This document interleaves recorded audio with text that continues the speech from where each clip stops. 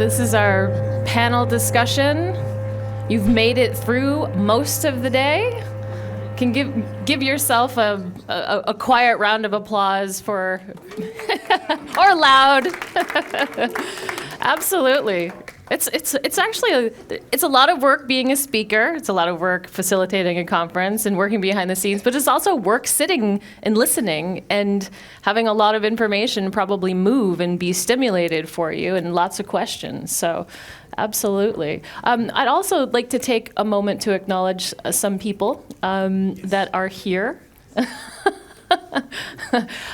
Obviously, some people that I wanted to introduce may not be the same person as Jorg, so I'm going to have to figure out who he's talking about. I'd just like to, Crystal, I'd just like to acknowledge you. I know you don't have a microphone, but if you can just say a little bit about what you do in your group, I think it would be really important for people to hear that. Thank you so much. Thank you very much. Oh. Thank you very much, Susan. You're welcome. Well, I initiated the Free Energy Special Interest Group about 3.5 years ago. And this is a group where I created a platform where science meets spirit. And I think the spirit part is going to be the bridge that will link up the missing equation that's going to help you develop and be successful in your development of your technology. I believe so. So every month we have a meeting, and we have two speakers, one of the science and the other one of spirit. Mm-hmm. And it's very interesting, you know, because it's an open-minded platform where anybody can come in to talk about their science, their technology. Where? Oh, it's online. Online, on Zoom conference, yeah. Can you say the name of your organization? It's the Free Energy Special Interest Group. The website is truevisionofpeace.com/physig, FESIG.html. And we have a whole group of researchers, scientists, and we have our own R&D department. And we meet up once a week. Pontus is the head of the R&D department. Yes, I drive the R&D team, and researchers are welcome to join us and contribute with the thing you are doing. We also do all of this open source. So, yeah, welcome. Thank you. Yeah, exactly as what the Gaia team has spoken about. Open sourcing, we are very much into that. I think that's the only solution, really. Thank you very much. You're welcome, Crystal. Thank you. I think it would help a lot if we get anywhere some business cards or where you write down your domain, because it was difficult to remember everything. May I add, we are talking about technology and technologies, and we do have technicians here. And as I come from the media, guys over there, thank you very much for the film team, the sound team, the light team. Thank you very much.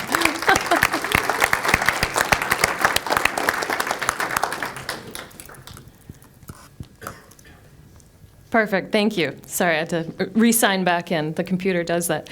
So we've heard a lot of information today, and that obviously is nowhere near detailed in terms of what we've heard. But we have with Peter Lindemann, a device that could potentially be created. So it's almost a call out to people that feel maybe a resonance with doing a project like that.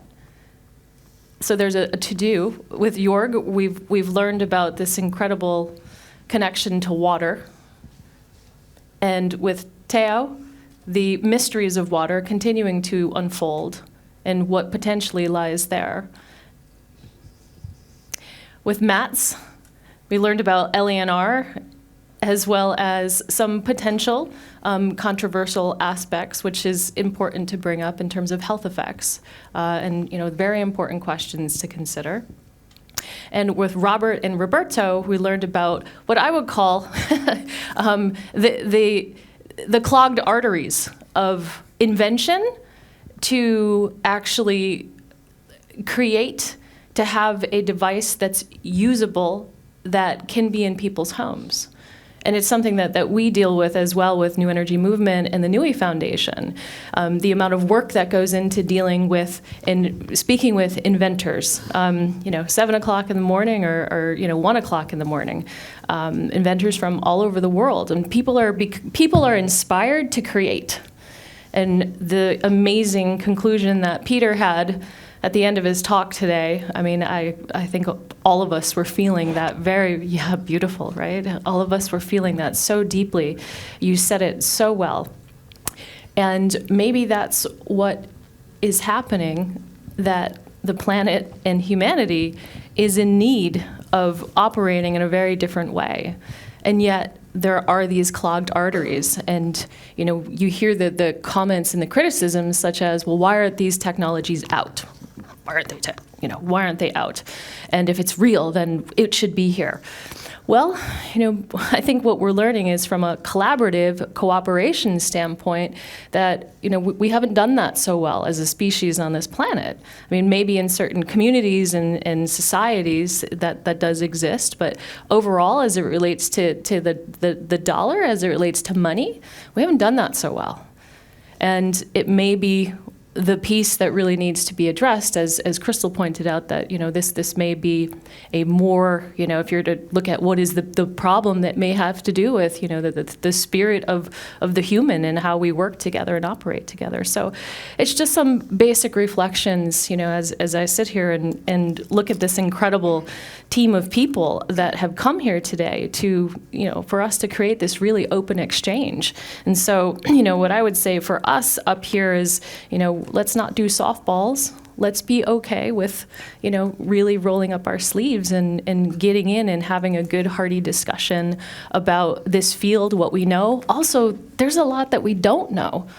And, we're blessed to be up here, but, there's lots of questions that we have.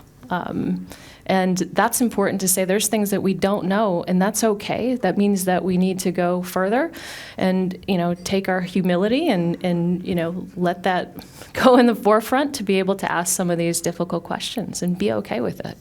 So with that being said, I'd like to ask the panel what you felt that you had a strong charge around today, whether it was something even that came up in your own talk or other speakers that were here today. If there was a topic that you had a strong charge around today, and I know open sourcing versus going to market, that's usually a hot topic, that is stimulated from many of us in this arena. And if that's the burning question, so it looks like you have something to say. Yeah. Unfortunately, what we miss due to our we have not been prepared good enough. What we missed during our speech is what I learned anywhere. I don't know where I've read it, that every decision a human is making is based on two emotions only. Always. It's only love or fear. And that are the two basic emotions. Whatever you decide in your life, it's always, the basics are always one of these two emotions. And you can, whatever you do, you can trust or hide. And we are meeting a lot of people who are hiding things because they have the fear that somebody will steal something. And we cannot bring two people or two parties together, and we need to bring them together because alone, nobody of us will ever reach a goal alone. You always need to partner with somebody.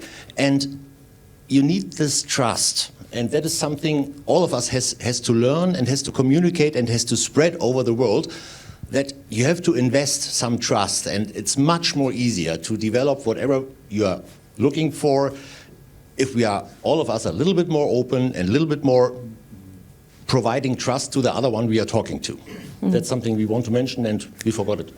Because we can't get to collaboration and cooperation if you don't have trust as a component of it. Yes, but you have to have it. Yeah, well, exactly.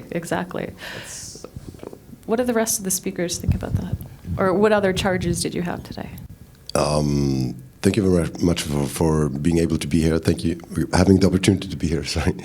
And I think the question is really interesting because what I felt today, I normally dedicate to digital technologies, future perspectives of digitalization, artificial intelligence, and that kind of development in the world, which I am more and more see as the big changer in our days. Mm-hmm. So energy is kind of on the side because no one wants to hear about it in where I'm talking normally.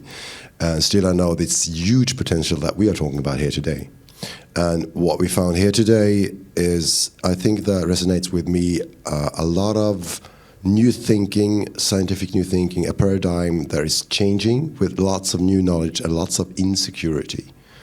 And unfortunately, what I'm feeling, although I really have big hopes for a better future, there is a lot of insecurity on the other side of digitalization as well, of a more fragmented world because of social networks and the kind of communications we make today.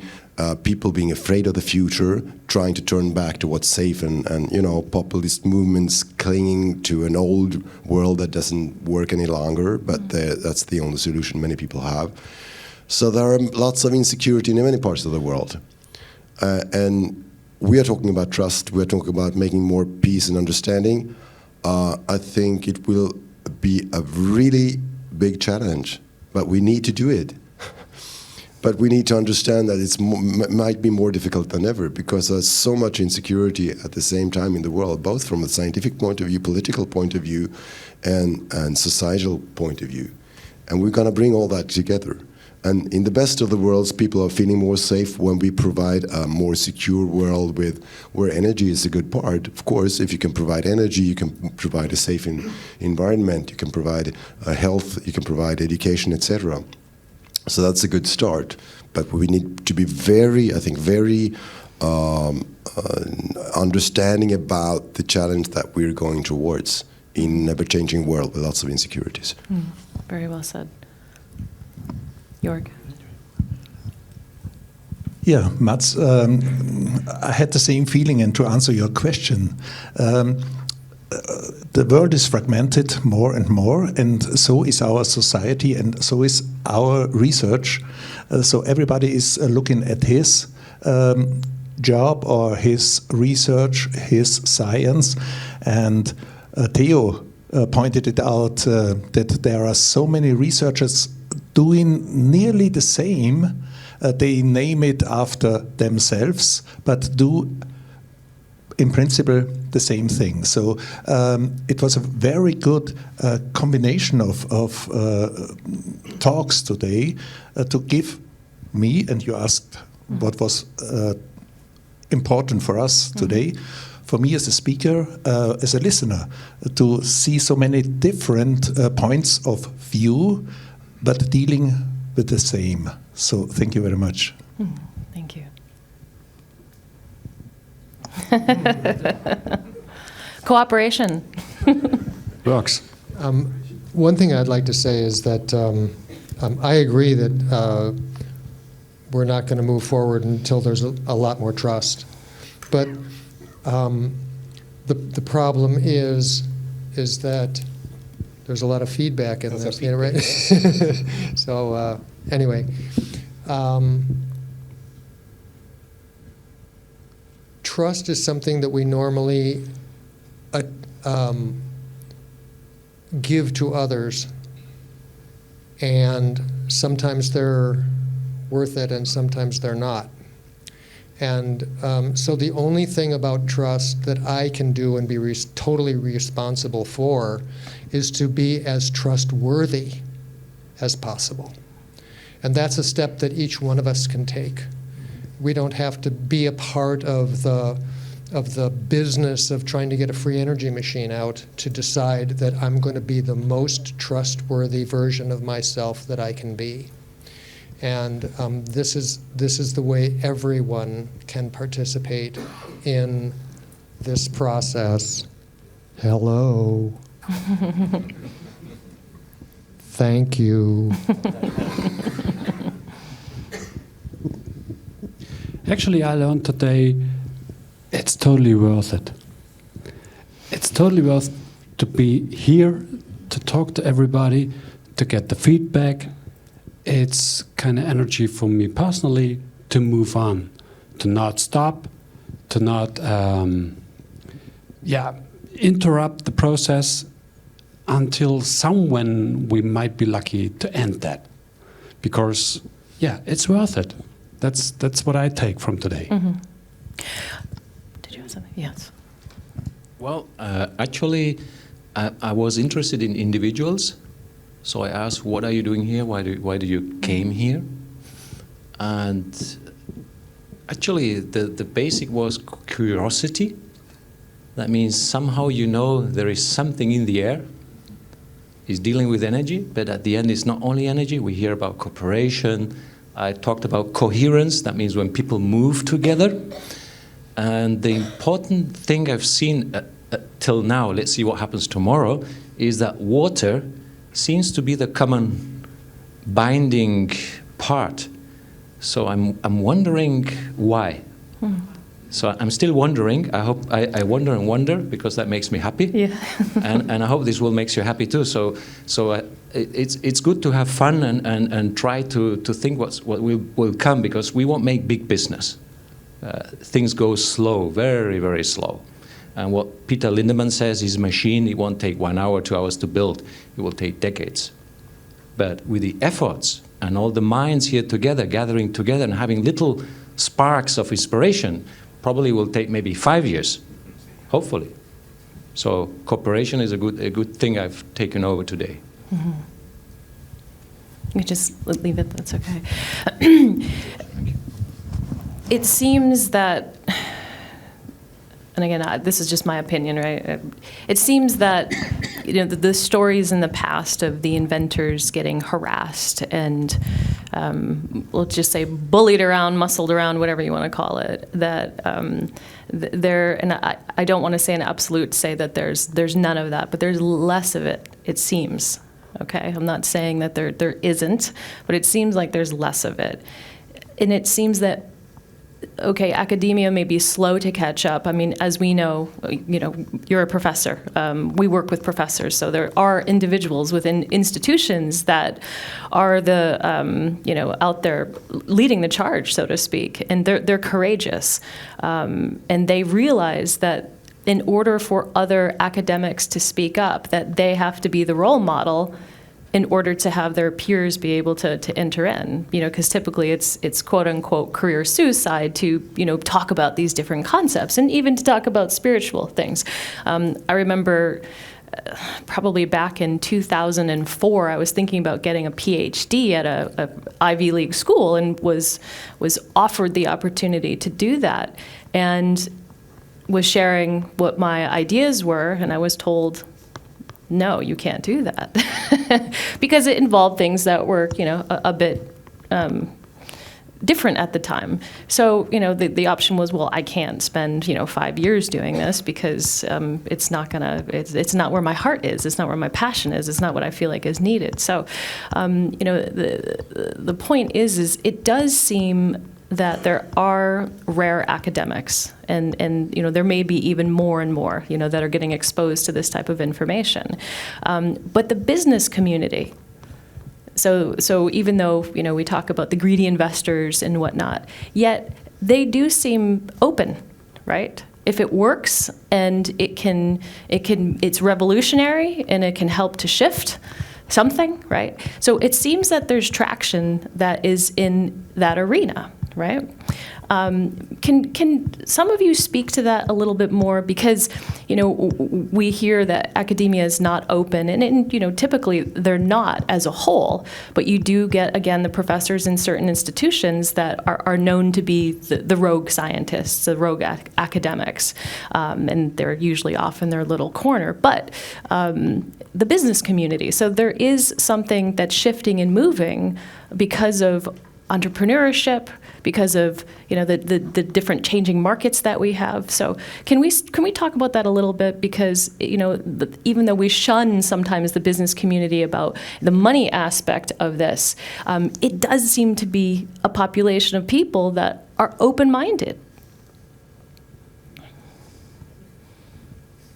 Okay. Well, I'm The a question was too long. Oh, I'm sorry. maybe as an academic Yeah. professor I talk about business. Yeah, please. Yeah. So I'm not exposed. Well, of course, I had some companies and started some small business and in R&D. Actually, investors are quite open people. If you show them a machine that works, no issue. It's not big deal to just invest the money. The issue is most of the machines do not work and have some technical issues that need further longer R&D. But basically, say businessman or someone that we call business angel is always ready to take a risk. This is my experience outside. Not only for technical products, machines that generate energy, but software. So that's not the big issue. The thing is that you need to cross the barrier of the so-called prototype phase 1. And this is the hardest part. No one will help you because no one believes in you because you're crazy. You're crazy. So who's gonna support a mad lady or a mad guy? Now who's gonna now support Peter Lindemann? So that's that. If you pass that first stage, believe me, they will come like flies. They will stick to it like to a banana, and they will give money, and of course they will take the invention away. Which is Good that you said. Yes, because an inventor has no idea about business because of the different languages. So I think that we can support inventors, at least morally, in the family, in the friends, in the communities, at least that they get further mentally or spiritually, because the rest will come if it works. Please. Yeah. I think the answer is, it's an interesting question. I think the answer is complex. What I see in Sweden, above all, there is a lot of grassroots in entrepreneurship. Lots of people wanting, but both small and large and small capital, being interested in investing for a purpose. Purpose is a mega trend in the world. And that's different. So that's a good sign. But at the same time, you got traditional industries wanting to invest in something that they know that they can own and make business out of. So they'd rather throw out the inventor if they can. If they cannot, they want to control him. And I think that culture is still prevailing in large industries. And that's difficult to change. So I think it's a little bit of a mixture of both here. And what's important, I think, is to strengthen those structures. I see that in Sweden, which actually helps inventors to, since as you say, inventors are not business leaders, so they need help to build a business activity with the expertise that you need in the business, with a leadership or the financial and marketing expertise, etc. And supporting mentors in that way. But yes, it's interesting to see that there is capital today which looks for more for purpose than for profit, and that's a nice sign, I think. Mm-hmm, mm-hmm. So it does appear that you've got some things that are shifting, right? And maybe it's because of we've lived in this fragmented world. In some ways it's become more fragmented, as one of you had said. But in other ways, it's starting, certain things are starting to cross over, right? You're seeing some of that. And, go ahead. If you ask millennials, this is probably a main, if you look at LinkedIn discussions on how to employ millennials, it's impossible because they walk away because they don't see what they want. Now, connect that with the megatrend of purpose. I think the simple reason for all this is internet. Because we discovered that we can build Wikipedia, we can build Open Linux, we can change the world as an individual. That wasn't possible 20 or 30 years ago. Today we can do that. And when people see that, they want to do that because we want to make a difference. So that's a simple reason for this megatrend, I think. And millennials know this.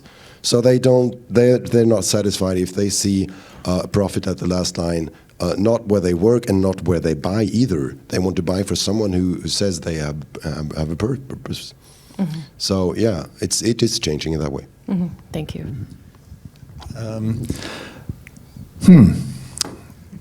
What shall I say when I think about my grandfather? we heard solutions, and many people look for solutions. For example, to use less fuel in their cars or more efficiency. But thinking about my grandfather and my father, we should think about totally new energies that don't need the fuel concept that you go to the gasoline station or to the hydrogen station or whatever, where someone collects taxes for, etc., etc. So we don't. It's not bionics what my grandfather and my father thought about. Not to make it a little bit more efficient, the boat, the ships, or the airplane. No, it's still the old technique inside the airplane, inside the car. It's a motor, runs with whatever fuel. So let's think about totally new concepts, and to find investors. And you can't do it on the internet. You have to do it real. So I think we have many steps in front of us to reach this goal. Mm-hmm. Thank you. I think my elder son, he's now 23, 24, and when he was 8, and we were on vacation in a German island, we had some issues with internet, and he said, "Papa, why do we have to pay electricity?" I didn't have an answer. "Papa, it's the same with the mobile. Why can't we just have free internet?" And I say, "Hey, son, you're right. There are some things that are so basic, and the greed in human beings, they can be scientists, they can be whatever kind of job you have. If the greed is on the top of your focus, then of course you will be always paying for energy, electricity, and mobiles and so on.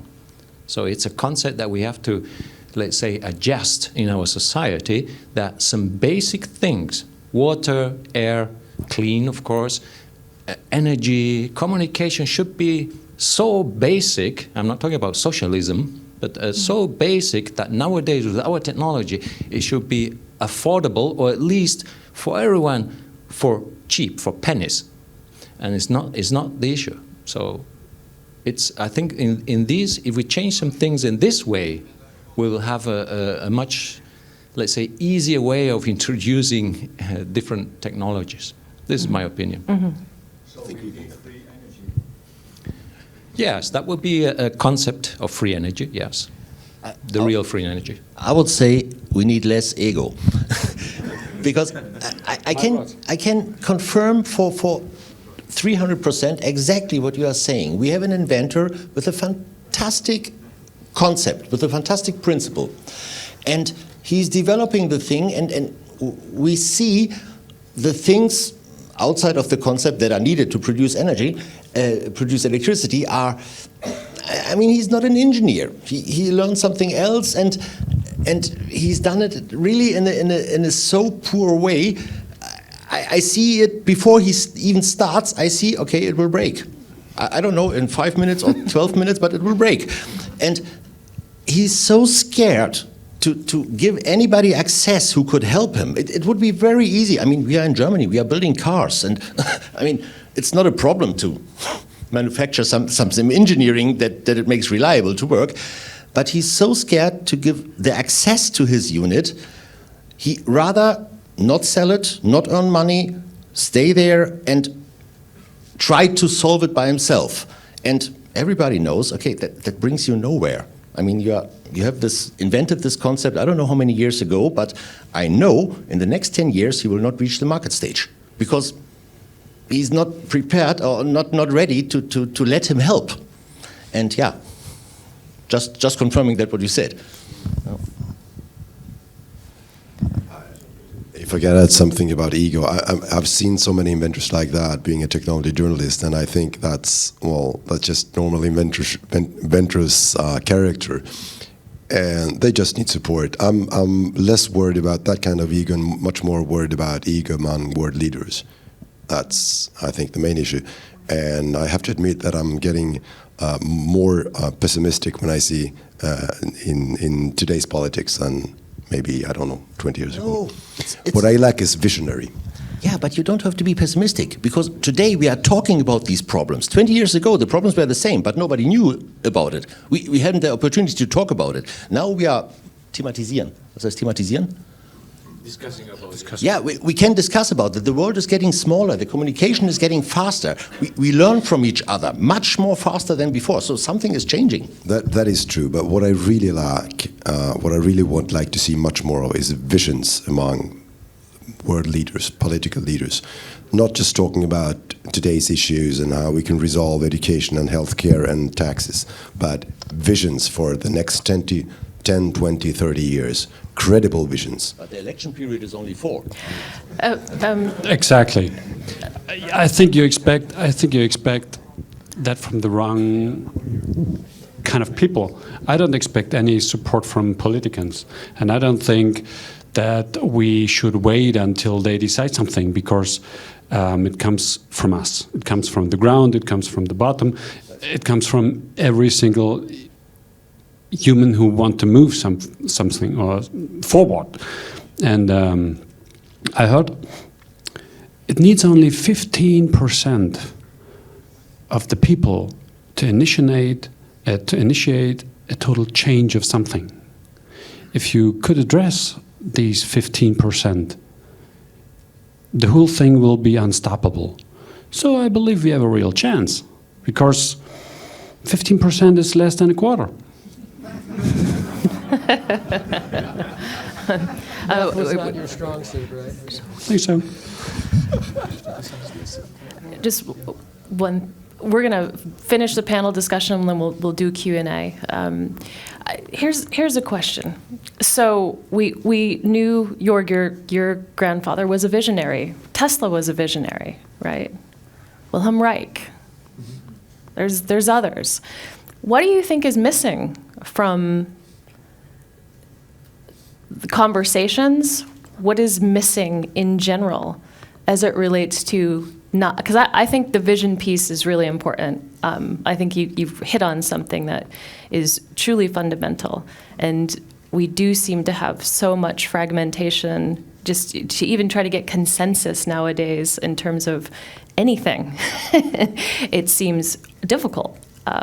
People are confused about, is it climate change? Is it global warming? Is it global cooling? Is it this? Is it that? I mean, we're not going to talk about that right now. But that's one of many conversations, right? Important conversations, but one of many. But the fragmentation and the lack of consensus. Okay, but the vision. So what is missing as it relates to hearing a compelling vision? What is missing? Because there is something that's missing. As you addressed my grandfather, Victor, and he stated he lived 100 years in the future, so did Tesla and many others. Don't underestimate the Trägheit, inertia of the mass. So these were pioneers, visionaries who lived far before or beyond the rest of their community. So we now sit there and read Tesla, we read Victor Schauberger, Wilhelm Reich, and say, wow, they said this 80 years ago, 100 years ago. How come? Yeah, and we are still astonished. We are still. So we are not really ready. We have to talk about Tesla's ideas. We have to talk about inventors' ideas.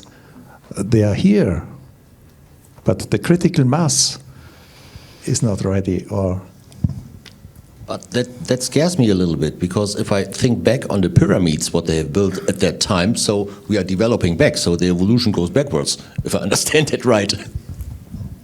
I mean, No. 2,000 years ago, they have built or construct things that we still do not understand today, how they built that. No, I was looking to the future, not backwards. It's a language issue. Yeah.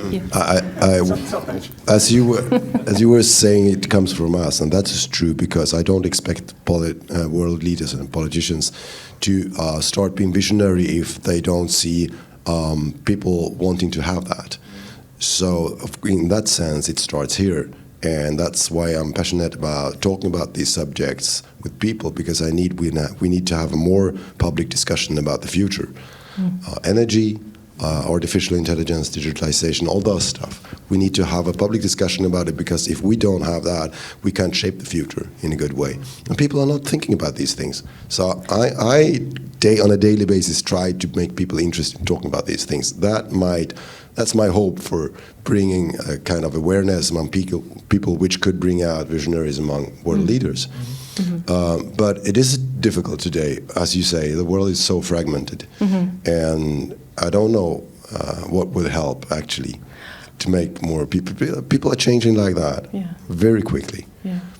Well, one of the things that I will bring up is Tesla's mother was the inventor in the family, which some people may know, may not know. So that means he invented Tesla.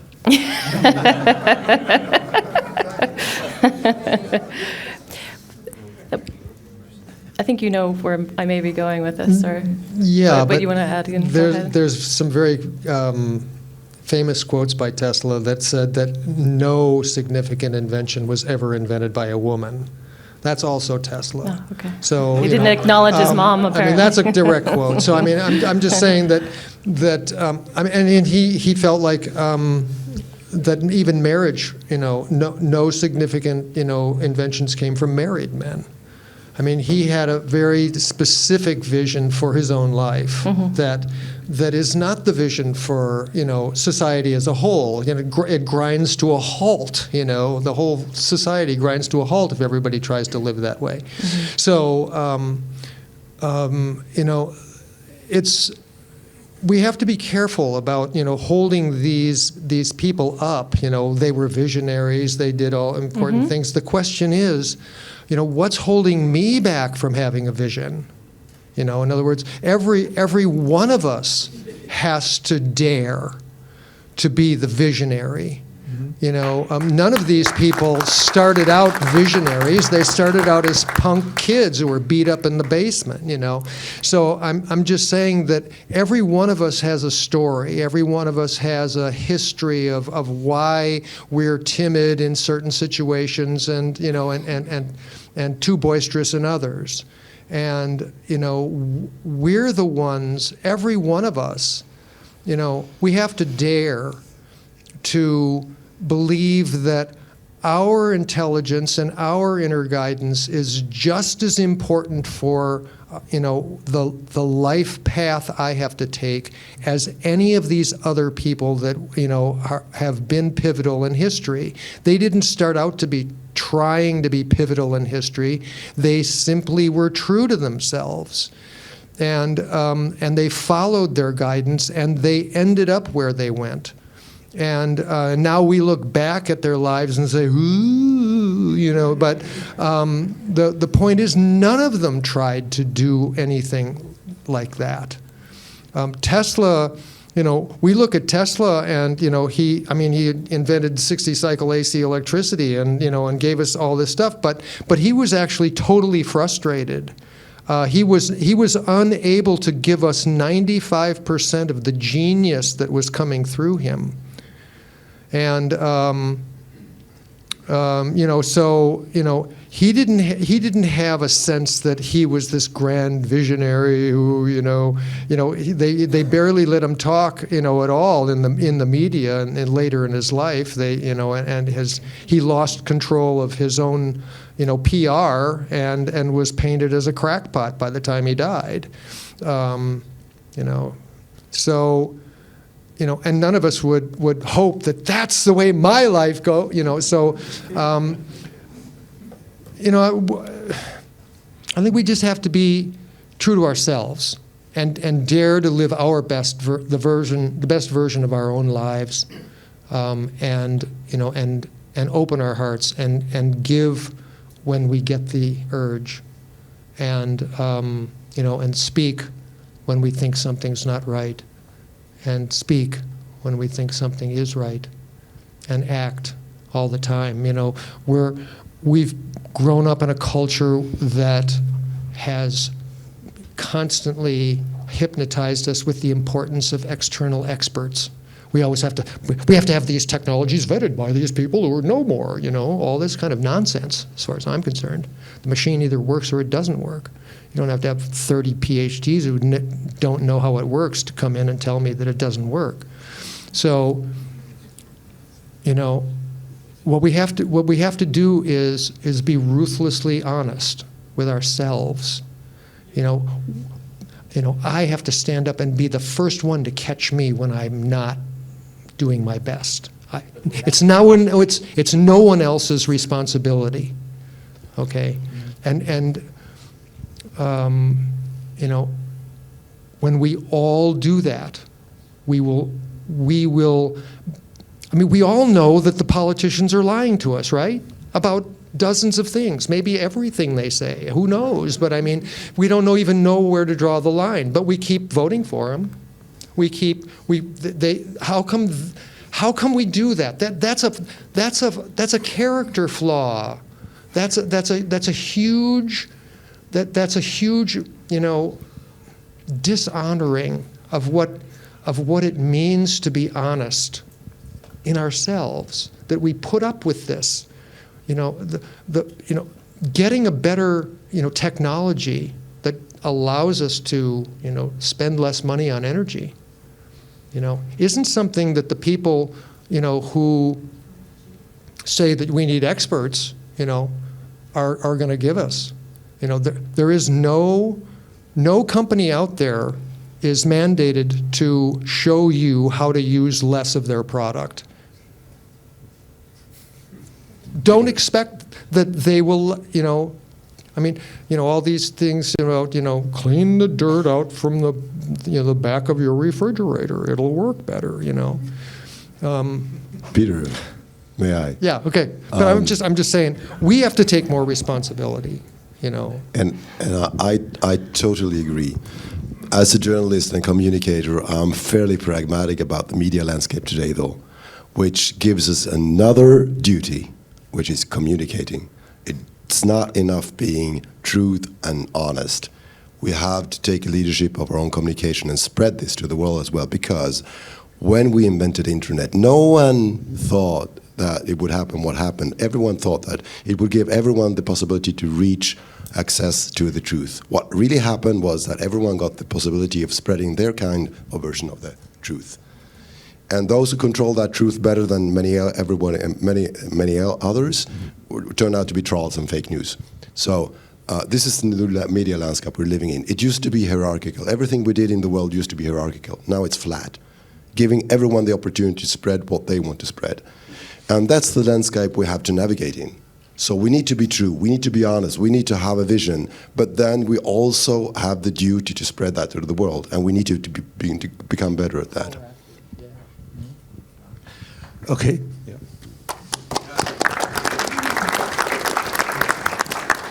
Talking about giving everybody on this planet the opportunity. Give everybody on this planet the opportunity to drink clean water. How want to do it? Can you do it? No, we can't. So, and I was asked, which kind of filter do you use at your tap at home? I said, okay, I'm from Austria. So far, we don't need filters, but it's not your problem that you get clean water out of the tap. It's someone else who poisoned your water. So they are to blame, and not you buy things to make your water better. No. So how come that I have to pay, or you have to pay, to have clean water, clean air, a clean environment?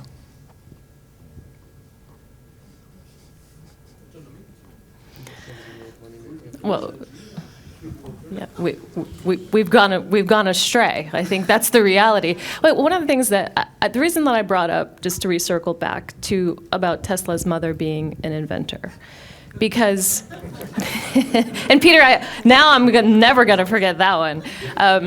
But thank you, because the truth is extremely important. But you know, one of the things that's very interesting is we have an all-male panel up here, and I'm facilitating-ish, hosting-ish. But it's one of the things that, is we don't seem to have a balance in this arena.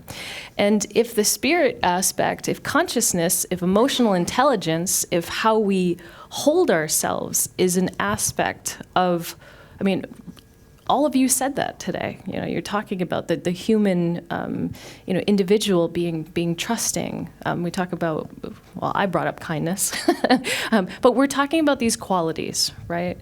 And they're really important. So it sometimes is the elephant in the room that doesn't get discussed too much. And you talked about being inclusive, and I'm wondering how many of us in the work that we do are actually inclusive of what we would consider the soft skills or the non-tangible information. How much that we pay attention to that, and it's not just about like a female, but it's the yin and a man as well. Our culture traditionally has been, that men don't cry, right? Suck it up, be tough, bottom line, money. This is what it's been, right? So if we are also talking about having a connection to nature and creating technology that's in alignment, and not everybody talks about that, but some of the inventors do. There's a yin aspect to it. It doesn't mean it's all yin, but there is a yin. There's a balance, right? There's a harmony that's there. So that's why I asked the question about vision, because it does seem that we're missing a bit of that yin vision. It doesn't matter if it's coming from a man or a woman, but we seem to be missing that piece. And it's a point of conversation to be able to include that in. So. And I don't know if any of you have suggestions, because I'm not interested in just bringing up a topic to talk about it, but what suggestions do you have? I got a favorite view on diversity, which goes back to Darwin. When the world changes, we have to adapt, right? And the world changes a lot right now. Mm-hmm. And when we adapt, the adaptation becomes more robust if it's more diverse.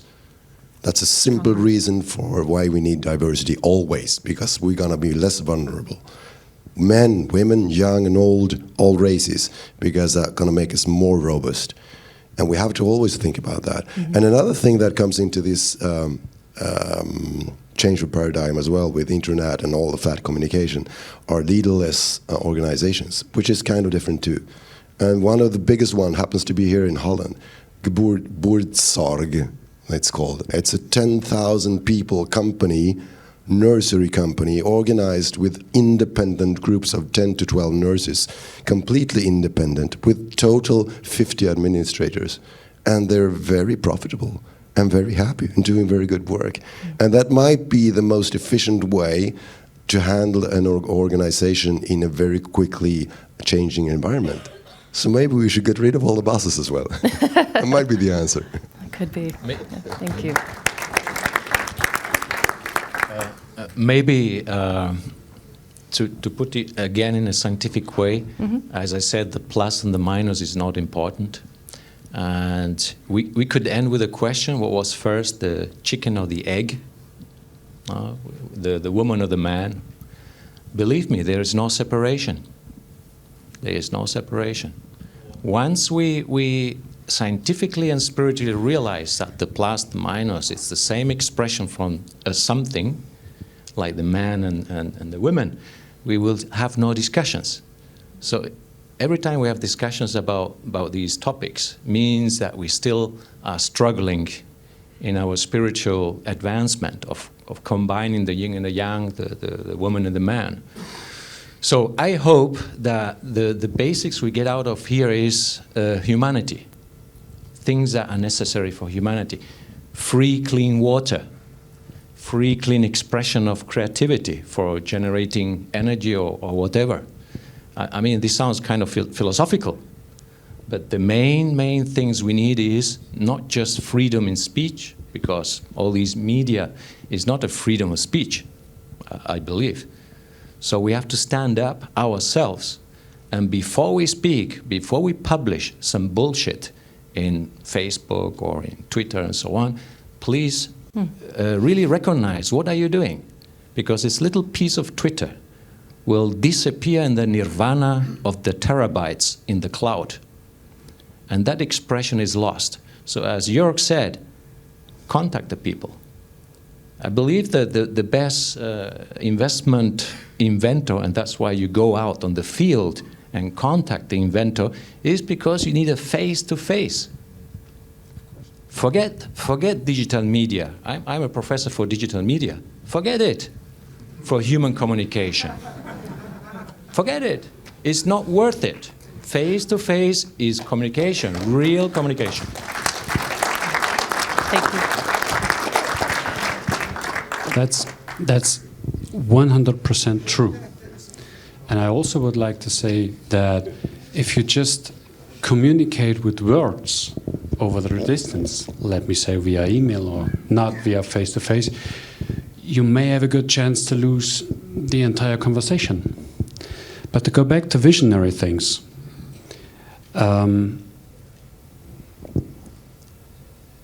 once as you're born as a child, you're interested in everything.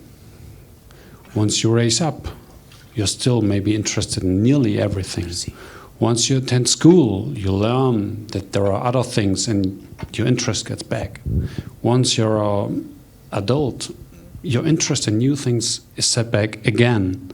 So being visionary, I believe it's not that easy as we would like to see it. The people are flooded with information, the people are flooded with duties, the people are flooded with the daily life, the people are flooded with issues around money, and all these things we are focusing daily.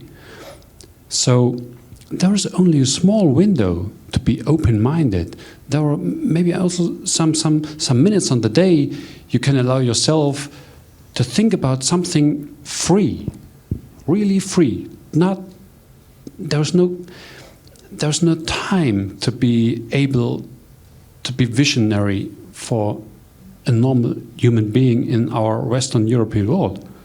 That might work in other countries, that might work in other cultures, maybe in some Asian cultures. They're more balanced, they're not so much on duty like we are. And I would like to ask for to get this kind of freedom a little bit back. And I would like to encourage people to not stop being visionary, even if it's only 2 or 3 minutes a day. Keep that. Great point. Great point. Thank you to our speaker panel for that part of the conversation. We would like to open it up to questions and answers, finally, right? So here's what we could use some help with. If somebody in the back maybe can do the mic so we don't have to go back and forth, that would be great. Because I'm going to prefer to sit right now.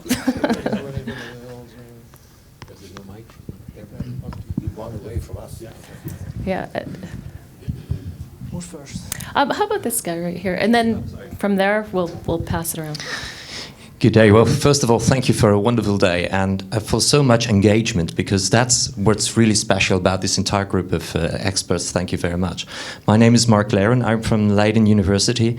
And at our university, we're developing a program. And when you ask what is missing, and perhaps what we feel missing, is that purpose, what Mats was talking about, is connected to profession. So the current generation did not learn in university something else than business in many cases. And we learned them how to connect from their purpose, their values. Everybody has got very high stamped ideals, but they lose them during our studies. engineers, psychologists, even doctors lose their ideals. So what I was wondering about, we have a program which is being taught to engineers as well as psychologists, as well as law students. And I wonder, how do you see in your fields that purpose can go all the way down in a coherent way, because the word coherence there is, I think, very important, coherent way, all the way to the practice, and that the inventions keep streaming downward instead of that we have to invent them on the basis of money and available money. So do you have any ideas in your own fields how you could create this to relink, to recohere? Yeah, as I'm the coherence man, I will answer right away. Yes, very easy, face-to-face with the students. That's it. Because they will talk about their issues and visions and ask them sometimes. That's one important part. Yeah. Thank you. That's thank you, very helpful, because we have at this point we have too many students. So, but right now we're teaching 1,000 students. I have 1,000 students a year that I teach to connect to purpose, and I have them do it peer to peer. So we need programs, educational programs, in my opinion, that help them to remain connected to their own purpose by sharing it with others, and to see that they're maybe unique, but they're not alone. And I think that's one of the things that the inventors will need too. Thank you.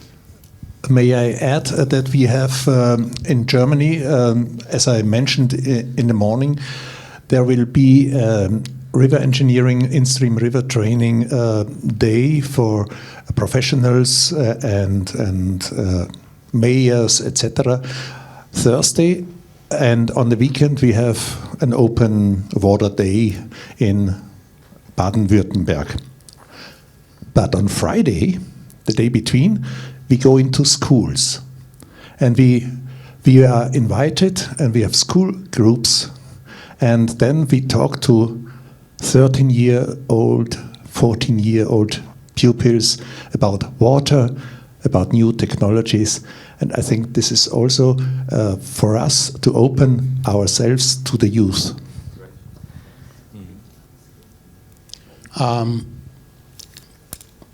My name is Mashudu Romano. I am an entrepreneur in transition. I come from Johannesburg. There was a question about whether there is interest in the business community to new emerging technologies.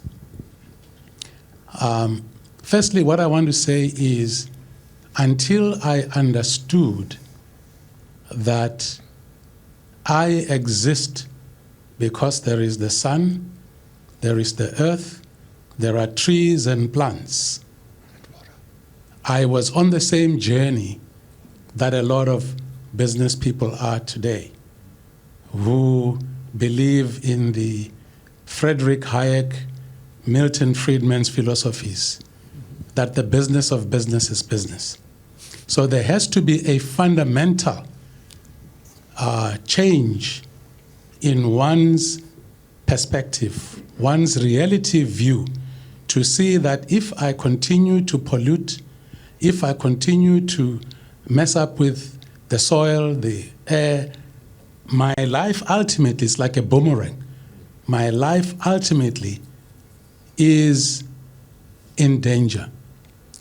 But I think I am encouraged. The reason I came here was because I wanted to listen and learn and see what is available in the market. I asked Peter Lindemann earlier on, what are the constraints?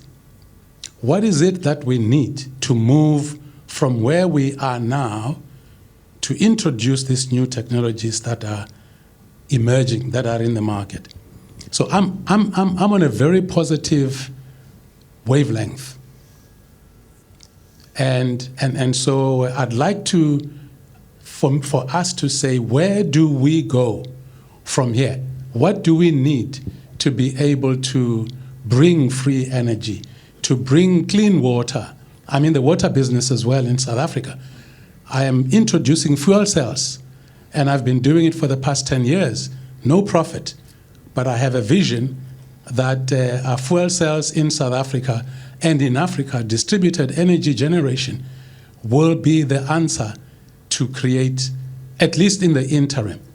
So I guess I'm speaking too much, but there are two things that I just want to leave. One is what we do, and I think it's the talk that you gave, which I liked very much.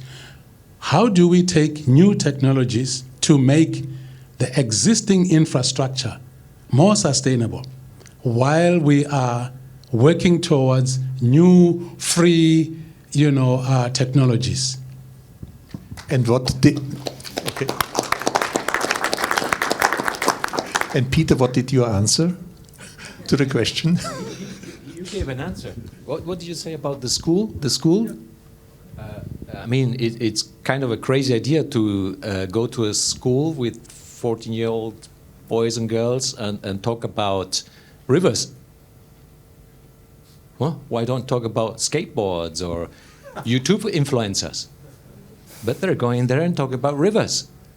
I hope the children are amazed, especially if they live in a city where they don't see a river.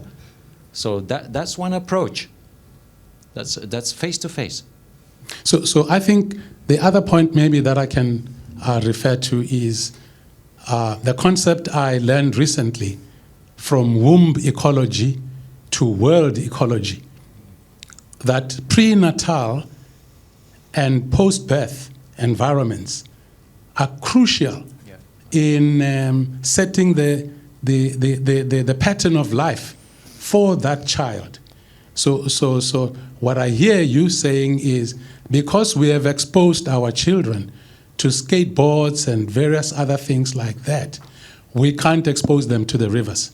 I'm saying it's the other way around. It's how the prenatal and the postnatal, post-birth environments shape the lives of the children. And I agree 100% of the role of the mother.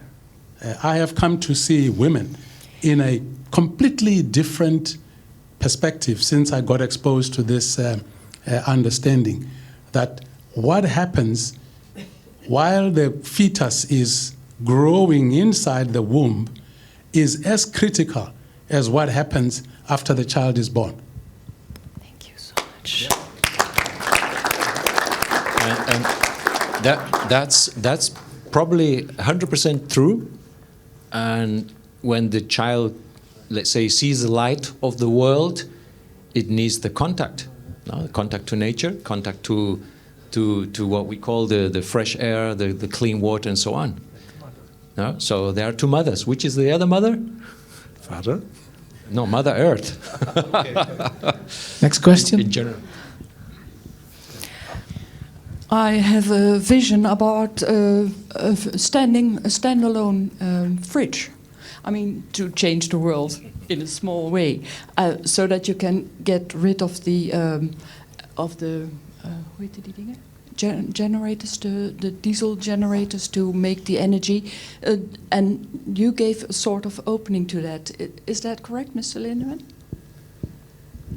I'm sorry, I didn't quite understand your question. If the energy from if you can reuse the heat which comes from a fridge to yes. make energy, yes. And you made a sort of example how that would be possible. Would that be possible then to get a fridge out of the yes, energy actually, system? There were so that we could free the world from all the oil generators to make cooling in hot areas.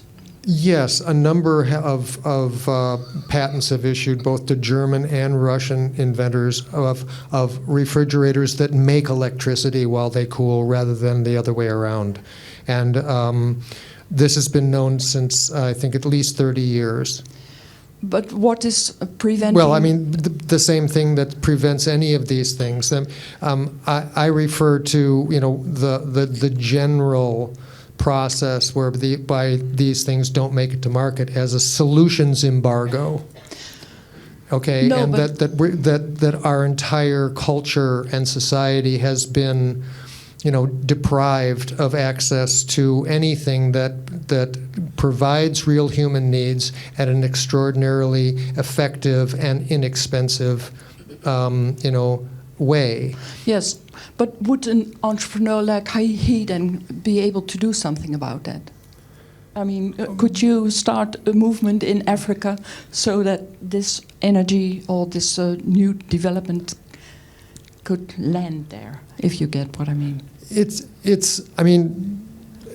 But the thing is that it's more complicated than that. It's there's 10 moving pieces at a time to bring any of these things, to fruition, and that's why it's so easy to stop, because all you have to do is interrupt just one of those moving pieces, and then just like the example that I gave, the first time the regenerative heat pump was invented, it was just stopped because they said it would take too many jobs. But the second time it came to full development, but they were so focused on a particular application that clearly didn't work. They stopped work on something that could clearly be used for something else. And so there's so many moving pieces. I don't know how to answer your question, is really what I'm saying, and I don't know how to make any given situation move forward. Spread the news. I mean, that's the main thing we're doing. This is an incredible question. I mean, this is a crazy question. If you go to a fridge builder, he will say, no, I want a machine that spends electricity and it's connected to my, let's say, other business partners to make money. So it's a crazy question. And it will be a fantastic idea if someone really has the courage to really implement that. Crossing all barriers. It is, yeah. Yeah, I mean. There are technologies today where fridges are being manufactured with fuel cells, self-generated fuel cells. So you don't have to connect to a generator or Just finish answering. That is something that we at Gaia try to accomplish. So inventors are addressing the wrong persons. If you invent a fridge, it makes no sense to go to the biggest fridge supplier and present it to him, because why he should change anything? Everything is fine. He's earning money. The people are buying his product. Why he should change? Or also, if you go to a supplier from bulbs and give him a bulb that will never ever broken, why he should help you? So you have to address the people who are in need for it. Build the fridge and then sell it to the people who wants to have it. Create the market, produce it. Okay, you have it, it works? There are currently fridges that are being produced with their own, they don't have to be connected to an electrical, system, or, so. And they work by themselves? They work by themselves. Okay, give me one, show me how to reproduce it, I will sell it 1 million. businessman. And that's on record. Okay, let's move on to the next question. Hi, my name is Nick de Korte. I'm from the Netherlands, and what I feel is there are lots of people here with lots of positive energy and lots of ideas and visions and dreams. And I think it's good or maybe necessary to collaborate all those energy and ideas and visionary people together, maybe here, maybe online, or maybe online and offline, today, tomorrow, together, that a project or a dream of one of us will be get 1 step, 2 steps, or maybe 10 steps further, because I think that's the most difficult part in the beginning of the ideas. So my main question is, how can we collaborate each other so we can make big steps forward to achieve your goal or dream or visions? Thanks. Thank you. I just want to actually address that because so we didn't do this yet, and hopefully the gentleman in the back, there's something that we can do. I actually thought if we could even do just like a poll, easy stuff, right? Like just to figure out who's who, meaning why are you here? What do you hope to do? What do you feel like is your like moving through you to contribute? And basically where are you located? And then we can help to get people moving so you can roll up your sleeves and actually chat with one another. That's usually one of the big things that's missing from conferences, right? So yes, thank you for bringing that up because it's been kind of sitting right here is like we need to do this. So we've got some work to do tonight, you guys, if you're all right with it. And then by tomorrow morning, because it will take a little bit of time tonight, by tomorrow morning, then at least we've got a way that people can share their information. It won't impact the speaking schedule too much. Go ahead, you're going to say something else. Let's start easy as possible. A dream or a subject, and add your name under it, and then maybe. Nice. I think we have to discuss how you communicate to each other is face to face, and we can build something online or thinking very difficult. But I think we can. The first step is write it down, write your name under it, and collaborate each other with your dream to achieve. We could. Yeah, we could do that. Thanks. Yeah. Thanks. No, I love it. Thank you so much. And it doesn't have to be, crazy from a timing standpoint. We could even pop it in, during lunch, and people can take an extra 20 minutes to work on it. Yes, sir. If that helps, what I can make is a spreadsheet or just an email to everybody. So everybody, I will send out an email with the question, who are you, what are you doing here? If you just reply to me tonight, and then tomorrow I have something to send out to all of you. All right, that's a start. And then we could still do the board because people can physically get together. Okay. Yes, thank you. You got it. All right, the gentleman over here. Thank you. My name is Rudy Meiner from the Fusion Energy Foundation. I'd like to answer the suggestion of one of you about the vision.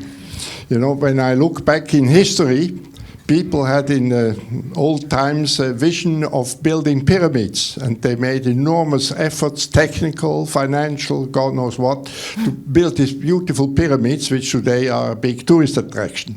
In the Middle Ages, people started to build cathedrals, fantastic cathedrals. They were not really necessary, but it was an expression of people's will to lift the culture to a higher level, because connected with these cathedrals you had beautiful painters, beautiful music, and God knows what. In our recent time, what was our big achievement? Maybe it was the lunar landing. It was, not really necessary, but it elevated us. If you see how people were touched and cheered with the landing there, we all, even it was just the Americans, but we all were landing on the moon. Humanity expanded. Now, I think we need in our today's time a new vision of that order of magnitude. I would suggest it could be colonizing the moon of Mars or something like that, with the intent of pushing a lot of technologies, especially also for energy. We are not developing technology just to improve our living, our luxury living a little bit more, and of course helping poor people to come to the same level. No, we have to find a new goal, which is hopefully not religious, otherwise we have problems again, but it could be a sort of a desire of humanity to say we have to honor the Arche Noah principle. We have to have humanity somewhere else in case everything goes miss here via natural catastrophes or human-made catastrophes also. But I would like to ask you people, do you have another vision than, let's say, a Mars mission? I think our biggest vision should be create electricity anywhere, everywhere, at any time, independently. Because with electricity, that is the major asset. You can do everything. We do not have an overpopulation in the world. We do not have a problem of water. To desalinate water from ocean is technically not a miracle. I mean, it's easy. You just need some electricity. To grow food is not a miracle. You just need some light, some heat, some water. No miracle. So we do not have a problem of overpopulation of some. We just have an electricity problem. We need energy independently, without grid, without fossils. I think that is if we could achieve that in this generation here, hey, we have set a milestone. We're going to do it. I'm sorry, I have to. Yeah, ambivalent theme. I hope we will build something like the pyramids or cathedrals in future, but not with slaves. There was only a high-rank population who said, we want to have this cathedral, or the pharaoh said, I want to have this pyramid. But who built it? So my vision is that everybody on earth can work as a free man, as a free woman, and we build together, and not that one boss says, we're gonna build this, and 7 million people have to work, and we're not free. My vision would be let the youngest, the smallest in our families and friends develop their visions. The youngest. Because when a society loves their youngest, it's a healthy society. I don't need to go to Mars. I even question if we really reached the moon with rockets. So my vision is let's encourage ourselves and take care of our little ones. Really, really, really take care of them. It's like the animals do. Animals protect their little ones. They really protect them. They bite back if someone touches them.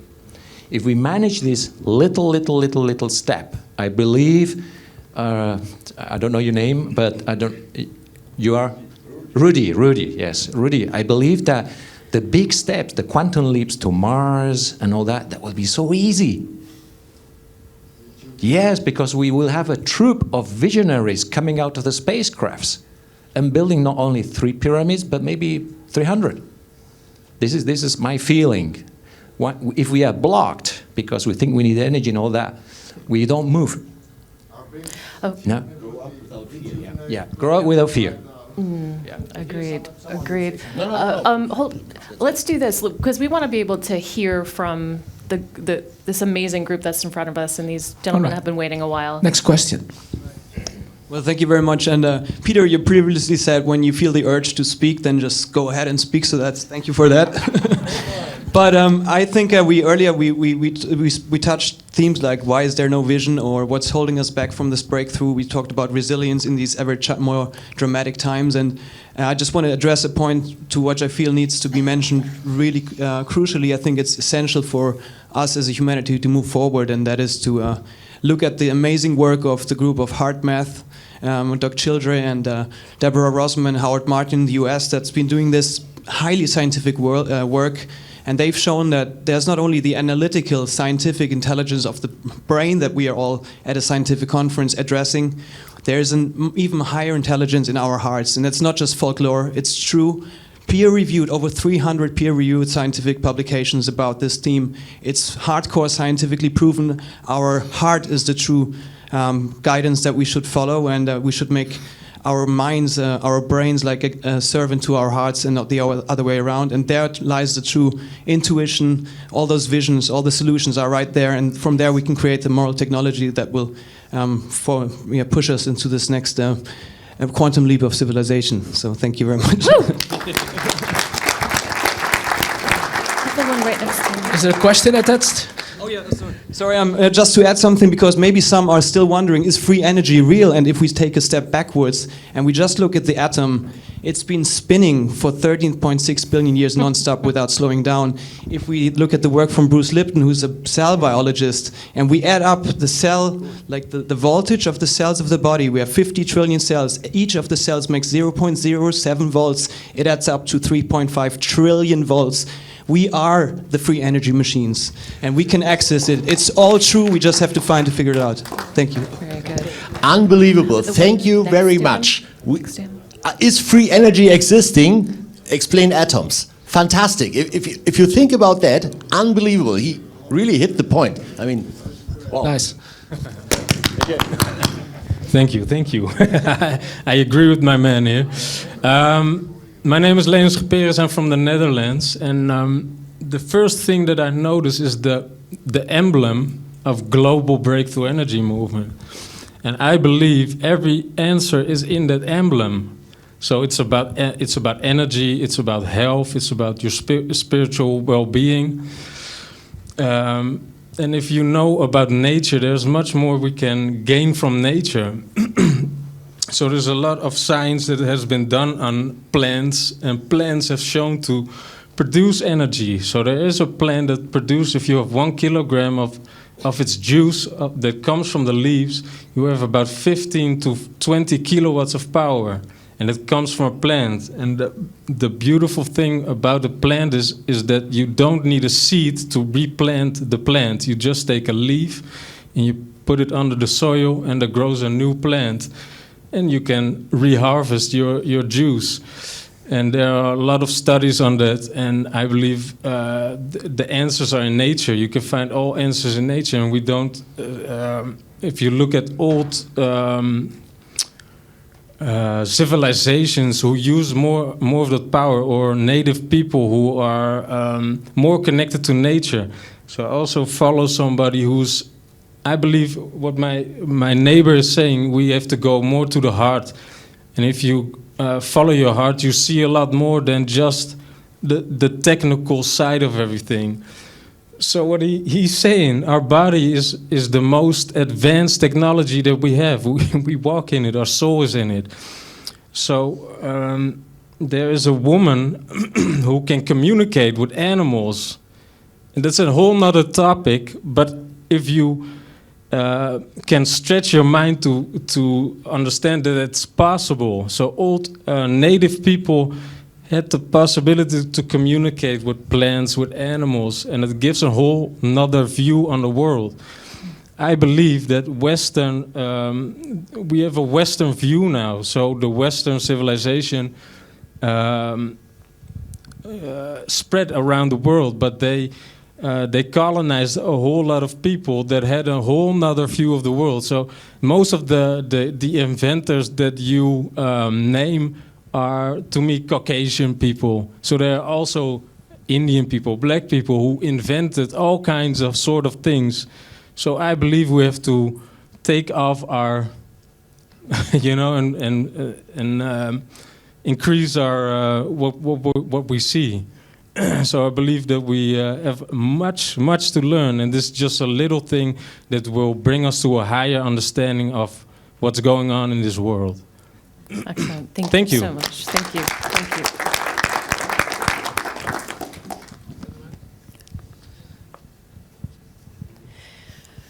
Just really quickly before the next question is asked, how are we doing on time? Because I don't have my clock on me. How are we doing? Okay. I'm looking for Richard, but he's not here. Okay, go ahead. Hi, my name is Bob Greeny. I'm a volunteer with the Martin Fleischmann Memorial Project. Thank you very much to all the speakers. I've really enjoyed it. I have so many questions and comments on all of your work, but I'm not going to go into them. I just wanted to specifically say something from our experience that speaks to something that wasn't mentioned, but I think is relevant to Roberto and Robert, mostly because my name's Robert. So. No, anyway, I'm joking. when I was helping my brother with his invention, which was a resin engine, and he produced a nano air vehicle, it was actually 20 milligrams. I sat on a barge, and there was two sort of military-type generals there, and they said, "You do realize if this has any strategic importance, if you try to patent it, they'll just take it away from you." Mm-hmm. And I thought to myself, is this really true? And then when I started working with the MFMP, one of our founding directors, he actually was our secretary at the time. He had a US military security clearance, and he said, we need to structure the organization so that it has European and American and other nations that want to participate, researchers, and that we replicate the work in both fields, and we always have it open all of the time. Because under the laws in the US, if there is something that is able to be of a strategic importance, they will use their economic power to make all of their trading partners, which is most of the world, not able to use that technology. So you're stuffed, really. And in my brother's case, he spent $750,000 and 4 years developing his patent, and didn't develop the product so much because he was focused on making the patent. So this really speaks to what our project is about, and that is about open research. Because if you really have something that is going to change the world in any radical sense, it will be locked up. And during the course of our project, we have had people approach to us that have done black projects, that have done private research, that have done semi-private and in big organizations. When they've submitted their patents or they've discovered something that is really of any significance, they've been told, you will not be able to talk about this. You will not be able to profit from it. It didn't exist.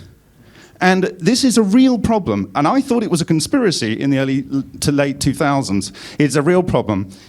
Unfortunately, the patent system is what people get interested in order to invest. Forget it. If it's going to be this type of technology, it's going to have this kind of profound impact, you're wasting your time. You need to be open. The question is, specifically to Roberto and anyone in the room, what do you think about that? And are you really seriously thinking that the ego and the greed is going to get you somewhere? Thank you very, very much for that. And I can speak now 1 hour again about patents. Does it make sense to make a patent or not? And of course, it depends a little bit on the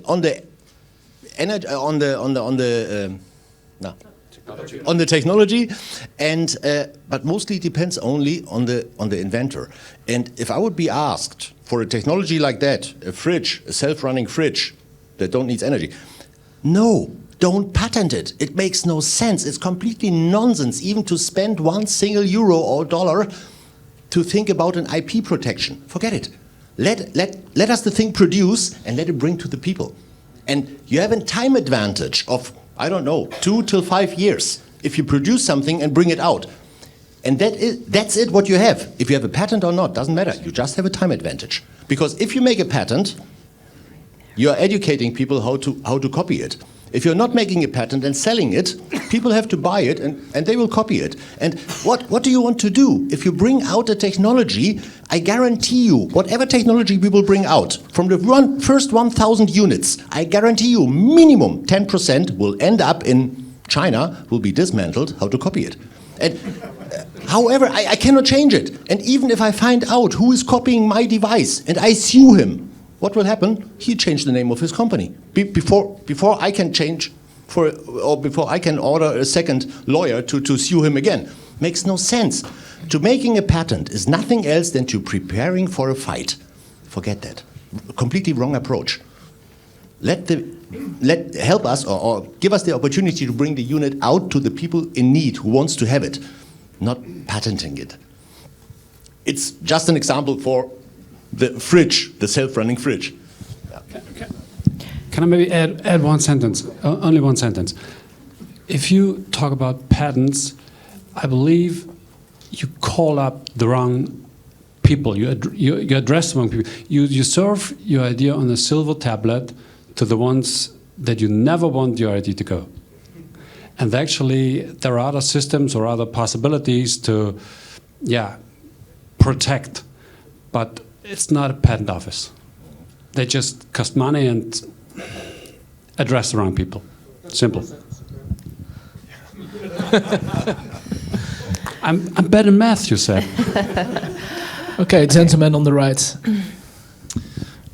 Oh, hi, my name is Steven. I'm also from here in Holland. I'm a music technologist and an independent researcher. Thank you all very much. I would like to shortly share an inspiration idea that I assembled now, and that is that it seems to me that in general what we're talking about here is that there is a larger, very generous context that is more than willing to provide us with energy, whether it's 0 point or more conventional like solar. So there is this larger context, and we can like elegantly appeal to it and then get like a larger COP back, right? So I was thinking, would it be an idea to make an analog of that in the financial world?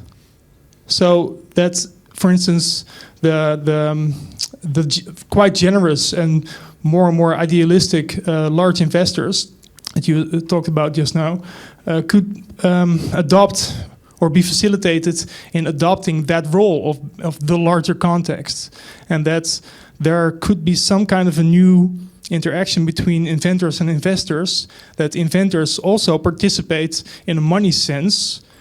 And so you see that analog? Might be interesting. Sort of, yeah.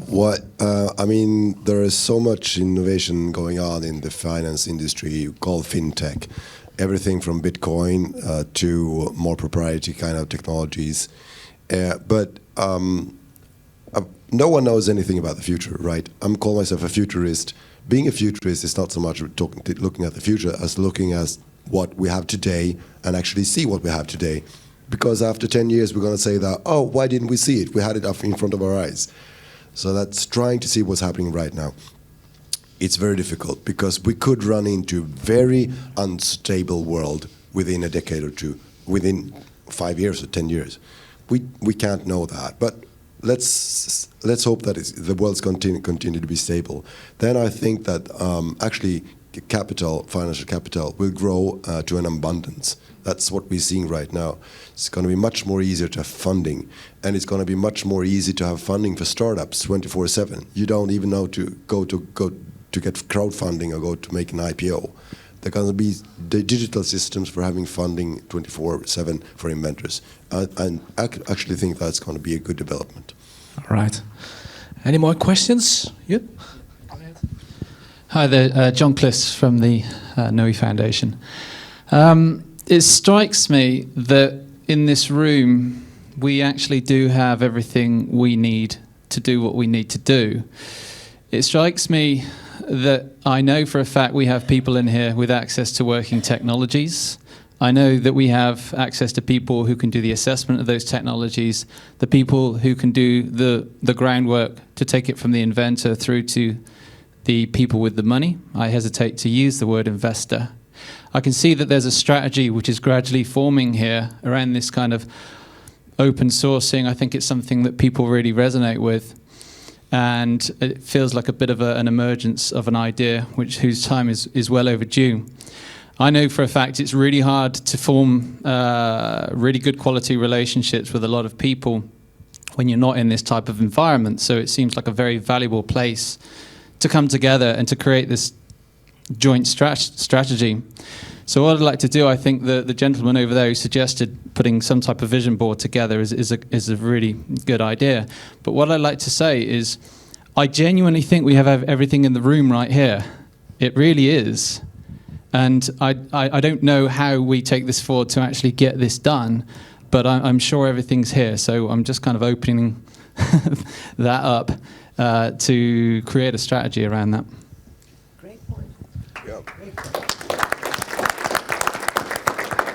Lady in the back, hold on a sec. Thank you. My name is Miriam Jansen. I've been working for GlobalBEM years ago. I was writing for the magazine as a medium. And the question then was, why doesn't free energy work? And the information that I got was that our consciousness was not ready yet. We were not there yet. And I really like the fact that this conference started with a story about water and another story about water and about the natural flow in water.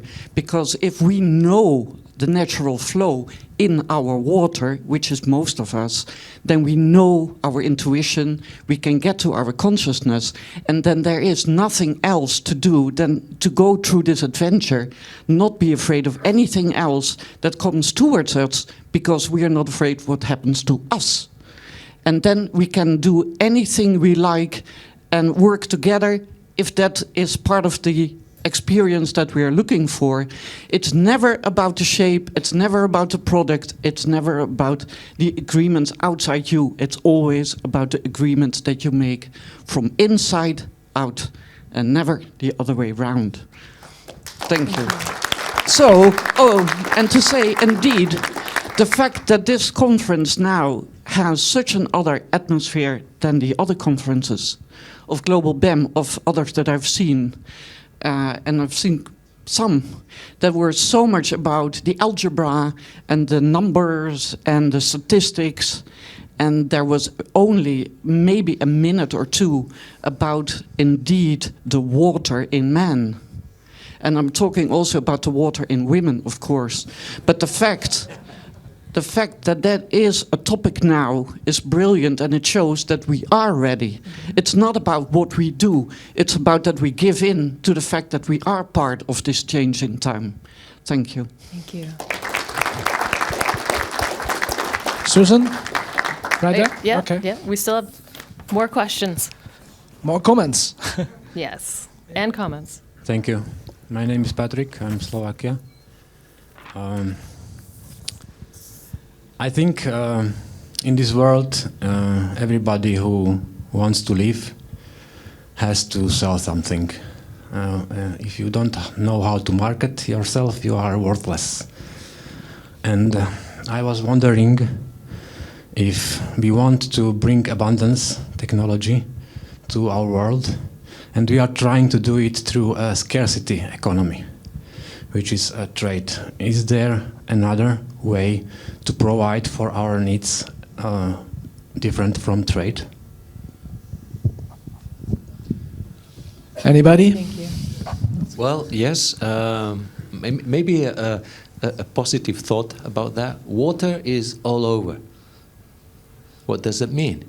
That means we don't have this economical and location dependency on a kind of energy source, because everyone will have water, even because with some certain amounts of humidity, water, which are all over this planet, we will always have a chance to develop a energy-based water economy. So maybe this is a hope, because actually I don't know how it will develop. Yes, a scarce economy. We are not perfect. It's true. We are still in a development phase. The hope is that we will develop in a way that we just not only think about ourselves, that we think that we have brothers and sisters, that we have a nature, that we have animals, that we have whatever parts inside and outside of us.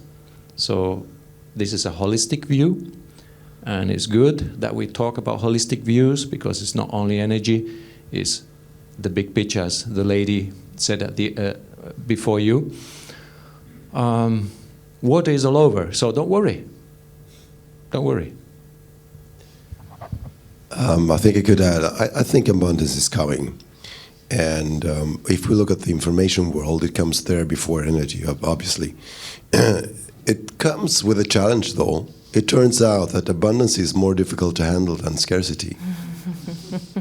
Because when things are scarce, we have to get together and decide how we should use it.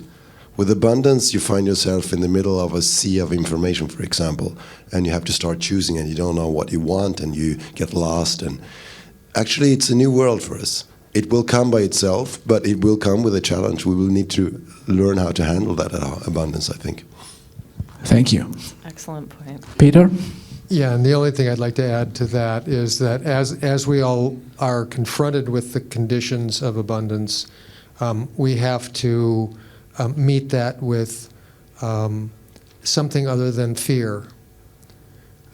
Because normally when we are confronted with a new situation and we don't know what to do, that's the kind of the primal default, setting in our scarcity conditioning, and we have to overcome that in ourselves. So we have to risk. You see, this business of investing in a free energy machine, and the investors want to have no risk. You see, there is no such condition when we're faced with the kind of changes that we're facing, and we all must risk entering into a higher level of trust with ourselves and each other. We have to risk the possibility that sharing, as a way of relating to with others, will give us enough for ourselves, without specifically, carving out our section first, because that's not real sharing. And the thing is that this transition is going to go through, a learning curve for everybody and for the group consciousness, and it's going to take, decades for all of us to adjust to these things. But I'll give you a little example. I've been in business for myself for 3 decades, and I've done a lot of small specialty electronic building and inventing and building and selling. And what I found was that advertising was a dark art, and I found that every single dollar I spent on advertising went into a black hole and produced no sales at all. Correct. But I also found out, just by observing, that if I had a whole bunch of products on the shelf, sales rolled in. It was just absolutely non-linear. There was no line of logic to it at all. And the minute I ran out of product on the shelf, all sales dried up. And the thing is we have to believe that we are part of a much larger reality and a much larger consciousness field that knows the truth about us. And we have to be willing to interact with that. We have to be telling that larger field that I'm available, I'm trustworthy, I'm capable and willing to help. We have to have all of those messages being broadcast by our heart all the time. Yeah. And these things are what's going to get us through. And we have to stand up and be willing to do these things and behave this way. Children ask for permission, but adults act. And it's important that we act as adults. All right. Okay, 2 or 3 more questions before we're going to round up. And it's this gentleman over here. Hello, my name is Gerrit Oudaker. Thank you, Peter. It spoke to my heart. But I like to react on the question of that gentleman. And I think there is a simple answer. And it exists already. One of the best-selling books in the Netherlands for months and months and months is named Most of the People Are Okay. And in that book is also the example of what Mats was telling of the self-steering team. And the writer of that book is a very, very big promoter, and I think I agree with that. That is a free basic income tax. That everybody is entitled on free air, on free energy, on food, but clean water, but also on a free income. And it sounds maybe revolutionary, but I think it was in '65 and in the '70s, when Nixon was president, he did a proposal for basic income tax. But the Republicans, or the Democrats, how things are changed, they found it too little, so they were against it. And they tried it again, and it was again reacted. Maybe it's the time now to reintroduce it. That's my comment. Right over here was somebody? Right there, the best. Right there, okay. Yeah, he's had his hand up for a long time. I'll get back to you in a sec. Yeah. Okay. Go ahead, sir. Yeah, my name is Bruno Robert. I'm the last co-worker of Jacques Benveniste, the guy from the Memory of Reuter. And I wanted to talk about suppression, because most of the wonderful ideas that we have been destroyed at the root, just like it has been described. And I think that we must be aware that in the States, you are really at stake. You are really jeopardized when you tackle with the free energy world. Maybe Peter can talk about John Bedini, Stanley Meyer, who died in suspicious conditions that will be never revealed, but probably died from murder. So in Europe, as I have been witnesses, you don't die, but you are killed on a, let's say, on another point, your theory are killed at the root. Jacques Benveniste with the Memory of Reuter was the case. I suspect that Schauberger, when he came to the States, he has been destroyed because it was not really in the mood of generosity. Nikola Tesla lost his subvention when he came to a free energy tower, and the bank suppressed the support when he announced that the tower was not to broadcast information, but to broadcast free energy, and so on, and so on, and so on. So my really concern is why the academic world never spoke about free energy. How the lobbies has managed and operated to kill any intention of the academic world to promote free energy, Memory of Reuter, and others, let's say, concepts which now are for which the time has come to come, because now that we are facing a huge challenge, which is the global warming, and as far as I'm concerned, I consider that the free energy is the only solution to get rid of this global warming, including a device that produce in the same time ozone, let's say, as Peter said, tapping energy from the environment to turn it into cool. So to me, free energy is the only topic that should be done right now. Okay, just... I've been a little bit long, but it's okay. important to have suppression in mind. That's okay. Absolutely. I'm just in alignment with the schedule. So before Peter answers your very important question, I just want to let you know I've been given the 5 minutes. Okay, so. great. I'll take 2. All right, go ahead. You can take 5. Okay.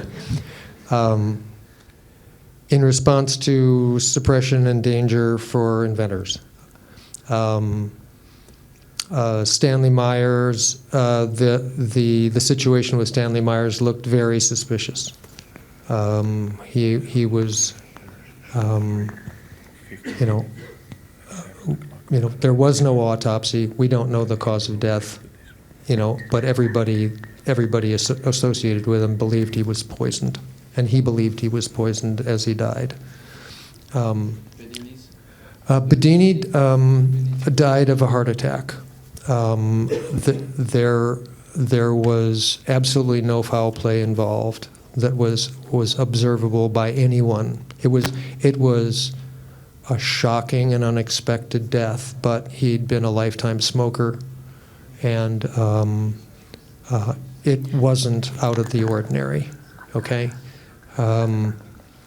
I've been involved in this field for 46 years, and I have published on dozens and dozens of methods of making free energy and put that information in the public domain, sold information products. And I have never been approached by anyone under any circumstances and asked to stop. So, I have had my website, free-energy.ws has been on the first page of a Google search worldwide for 19 years. I have published multiple books on how to create free energy, and I have never been asked to stop. So I don't think, the suppressors love me more. That the thing is that I focused 100% on the science. I had no political agenda. I never said anything about getting rid of some other industry or that I was trying to be disruptive or anything else. All I did was say, here's all the information I have on how this technology works, believe it or not. Okay, so the thing is that, if you throw mud at the biggest bully on the block, yeah, he might throw some back at you, so that, but, I don't see the suppression issue as anything other than a business plan by the people who got there first, okay? I see this as the outworking of human nature at a large scale, okay? Survival of the fittest, taken philosophically to, the industrial scale. That's all it is. It's a business plan. That could explain the suppression in the academic world of free energy and all those. Yes, and in the academic world, all of the universities have huge endowments that are, that get their money from, all of the large industrial players. And those people, all they're doing is they're saying, look, we'll give you money, but we don't want you teaching your students about science that disrupts our market share. And that's all they have to do. They just say, look, if you teach this science, then we're going to stop giving you money. Yes, it's just a business plan. This is typically the role of public research. That is to say, a public research which is paid by the taxes and not by the lobbies. It doesn't matter. And it works the same. That's true that it works the same. The universities don't operate on public money. So the thing is that once you see that, the word conspiracy just means to breathe together. That's what the word means. There's nothing negative about a conspiracy. We're involved in a conspiracy right now. We're thinking about cooperating with each other and doing things together. Oh Collusion. My God! You see.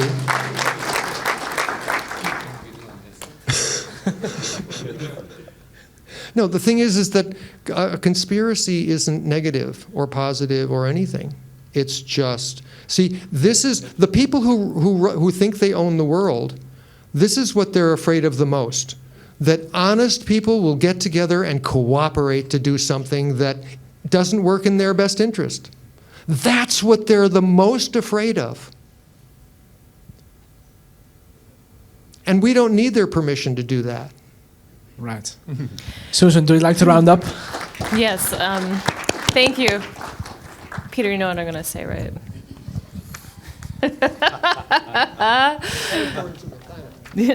But it was great. Thank you very much. Well, I would like to thank the panel for taking the time to have this spirited discussion and conversation. And most importantly, thank you for your great questions and sharing your comments, because, I mean, this is why we show up, is to be able to say, how is this going? What are you thinking? What are you feeling, right? I mean, to conspire together. So thank you so much. And You know, I mean, I'll tell you one of the thoughts that I'm thinking right now, because and this is how I am going to wrap it up, because I get to have the last word, so that's a good thing, is that, you know, when a baby starts to form, it forms in the embryonic water, right? The water, that's the first connection, right? So it's just something to think about. And that is what I'm going to leave us on tonight. Because there's some great wisdom that was shared in the back of the room. There was talk about the indigenous. We've talked about the pyramids. You know, this has been brought up several times. So, you know, the indigenous cultures and the ancient people knew a lot about connection.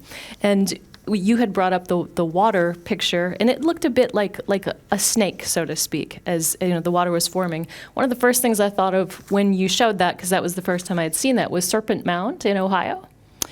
And even some of the ancient stone structures will have this same type of you know, like a peak in a valley in terms of the way that it was undulating. Thank you, Peter. So, you know, we ask these questions, right? Because we've been hearing that the heart has this great intelligence, that you can go into looking at this divine intelligence. And that's a lot of what you were speaking about, right? And so these answers, if we are so brave to settle our mind and ask the questions, to open up our heart, to say, what's being asked of me? How do I show up? And thank you for being able to open up this conversation, because I think it's one of the most important aspects of how we actually get to these breakthrough energy technologies. So thank you so much. One record keeping, one comment here, logistics. Free parking tickets available at the check-in desk. These are the notes that I get handed. So please do that. And we've got about 45 minutes to dinner. And dinner tonight is going to be, if you go out the doors to the left, there's a room there, and that's where dinner's going to be. Thank you so much. We will see you tomorrow morning as well. And for those of you who are on the live stream, and have a great rest of the evening.